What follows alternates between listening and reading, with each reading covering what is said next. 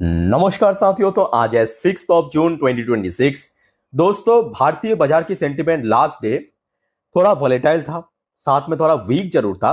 But कल रात में कुछ एक्सट्रीम लेवल की चीज हुआ है। मतलब मैं आपको समझा देता हूं। और उसके बाद आज सुबह से लेकर अभी दोपहर तो बहुत सारा इंसिडेंट हुआ है।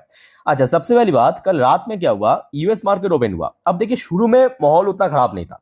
इवन जब मैं रात की 10:30 की वीडियो रिकॉर्ड करा था, तब भी हमने देखा था कि डॉ जोन्स की पोजीशन वीक जरूर था, बट 1% की थोड़ा कम ही गिरा था। ठीक है, उसके बाद क्या हुआ कि कल क्लोजिंग होते होते डॉ जोन्स की पोजीशन 51,000 की क्रूशियल लेवल को ब्रेक कर लिया। 50,866 पॉइंट पे क्लोजिंग हुआ 1.35% गिरावट के साथ। और दोस्तों, आई थिंक आपको याद है, कल रात की 10:30 की वीडियो या 12 बजे की वीडियो आपने देखा तो नैस्डैक उस टाइम पे 3% के आसपास नीचे था।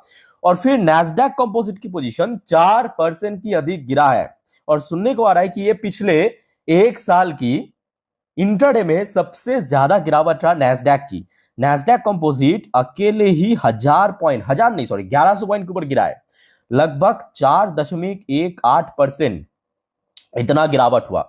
और नैस्डैक में खास करके जो बड़े टेक कंपनीज है, जैसे कि मेटा, amazon, एनवीडिया, ये सब दोस्तों पिट गया, सब बुरी तरह पिट गया। मतलब 5%, 6%, कहीं 10% के आसपास हमें क्रैश देखने को मिला। ठीक है, अब देखिए, इसका एक और पॉइंट ऑफ व्यू है। इसका एक और पॉइंट ऑफ व्यू क्या है कि देखिए, लास्ट कुछ महीनों से अगर आप देखेंगे, मतलब 2 से 3 महीनों से, जब से ये वॉर शुरू हुआ, शुरू में तो गिर गया था, बट मार्च के बाद से अगर आप देखेंगे, मार्च के बाद से, देखिए मार्च में तो गिर गया था, बट मार्च के बाद से अगर आप देखेंगे, नैस्डैक बहुत चल भी गया था। ये भी बहुत बड़ी फैक्ट है कि नैस्डैक जैसे इतने टॉप इंडेक्स, जहां पे मतलब दुनिया भर की सब टॉप टेक कंपनी लिस्टेड है, वो 30% चल गया सिर्फ कुछ महीनों के अंदर। मतलब ये देखिए, 30 मार्च से लेके जून तक, मतलब हो गया आपका अप्रैल मई, सिर्फ 2 महीने के अंदर 30% चल गया था।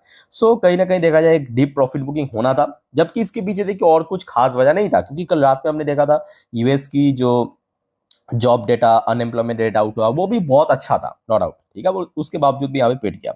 अच्छा, जिस वजह से क्या हुआ कि हमारे गिफ्ट निफ्टी की फ्यूचर वो एक्चुअली काफी नीचे आके क्लोजिंग दिया कल रात को। ये देखिए, कल रात में गिफ्ट निफ्टी की फ्यूचर क्लोजिंग दिया है 23,177 पॉइंट पे। मतलब कल दोपहर को जब इंडियन मार्केट क्लोज हुआ था, उस टाइम पे जो गिफ्ट निफ्टी की क्लोजिंग पोजीशन था, लगभग वहां से 270 पॉइंट नीचे। अब देखिए, मैं कहूंगा ये उतना इंपॉर्टेंट नहीं है। क्यों इंपॉर्टेंट नहीं है? क्योंकि ये लास्ट नाइट की अपडेट है। अब देखिए, आज या कल, मतलब संडे, बहुत कुछ इंसिडेंट हो सकता है। तो जिस वजह से मार्केट ओपन होने से पहले अगर कुछ बढ़िया हो गया तो ये चेंज भी हो सकता है। चेंज मतलब बहुत अच्छे से चेंज हो सकता है। अगर और खराब हो गया तो और नीचे भी जा सकता है एक्चुअली। मतलब दोनों ही तरफ आपको मतलब देखते हुए चलना चाहिए। बट फिलहाल इतना आप जान लीजिए कि कल रात में गिफ्ट निफ्टी की पोजीशन बहुत वीक था। अच्छा, दूसरी तरफ दोस्तों, क्रूड ऑयल की प्राइस, मतलब ब्रेन क्रूड, जो भारत की जरूरत है, तो इसकी प्राइस में भी काफी गिरावट हमें देखने को मिला था कल रात को। कल रात में लगभग 2% के आसपास ब्रेन क्रूड ड्रॉप होकर क्लोजिंग दिया $93.09 पर बैरल पे। अच्छा, इसके साथ साथ एक और बड़ी फैक्टर है कि कमोडिटी मार्केट में काफी दिनों बाद एक बड़ा ड्रॉप देखने को मिला। चाहे हम गोल्ड की बात करें, गोल्ड देखिए एक झटके में कल रात में 3% के आसपास गिरा। और दूसरी तरफ अगर हम सिल्वर की बात करें, सिल्वर भी एक झटके में 6.5% गिरा। सो दोस्तों, इतना आप, मैं कहूँगा, मेंटली प्रिपेयर होके चलिए। अब देखिए, एक दिन से, मतलब या एक घंटे में या 2 घंटे में लगभग 3%, 4%, 6% रिकवर होना बहुत मुश्किल बात है। बट अगर आपके पास गोल्ड एंड सिल्वर की ETF है, तो इतना आप मान के चलिए, इस सोमवार के दिन जब बाजार ओपन होगा, उसमें भी आपको रिएक्शन देखने को मिलेगा इस प्रकार की। हो सकता है कि एकदम से 7% या 6% ना गिरे, बट एटलीस्ट 3 से 4% तो ऑटोमेटिकली आपको गिरावट देखने को मिलेगा। अच्छा, अब सरप्राइजिंगली दोस्तों, इंडियन करेंसी की वैल्यूएशन में इंक्रीज हो गया। ठीक है, ये देखिए, इंडियन करेंसी की वैल्यूएशन देखिए 95 के नीचे आ चुका है। जबकि अगर आप देखेंगे, कल जब मैं आपको दिखा रहा था रात की 10:30 की वीडियो में, तब 95.4 में चल रहा था। नोट करना, ये देखिए एकदम राइट साइड में आ जाइए, मैं आपको बॉक्स करके देता हूँ। 95.4 के आसपास चल रहा था, तो वहां से काफी हद तक प्राइस गिरा है और वैल्यूएशन इंक्रीज हुआ। ठीक है, तो बहुत सारे इंसिडेंट एक्चुअली कल रात से हुआ है। चलिए, उसके ऊपर हम थोड़ा सा चर्चाएं करते हैं, बट थोड़ा सा जियोपॉलिटिकल चर्चा करेंगे। अच्छा, लास्ट 2 हफ्तों से हमने देखा कि बीच बीच में फ्रेश स्ट्राइक की खबर मिल रहा था, है कि नहीं, फ्रेश स्ट्राइक, और वो हो रहा था आपकी यूएस की तरफ से कि यूएस अपने डिफेंस पर्पस फ्रेश स्ट्राइक कर रहा है, किसके ऊपर, ईरान के ऊपर, फिर ईरान भी उधर से काउंटर स्ट्राइक करा है। बट आज सुबह दोस्तों मामला थोड़ा सा ऑपोजिट हुआ, मतलब ईरान की तरफ से इस बार फ्रेश स्ट्राइक किया गया है, और ये दोनों ही पक्ष कंफर्म किया है, ईरान भी कंफर्म किया, यूएस भी कंफर्म किया कि ऐसा कुछ हुआ है। अच्छा, मैं आपको थोड़ा पढ़ के सुनाता हूं, यह है न्यूज की हेडलाइन, आप देख सकते हो। यूएस से Iran fired 7 missiles toward Kuwait and Bahrain. तो आपको पता होगा यूएस की मल्टीपल बेसेस है आपके मिडिल ईस्ट पे, कुवैत में भी है, बहरेन पे भी है, उसको इस बार निशाना किया गया है।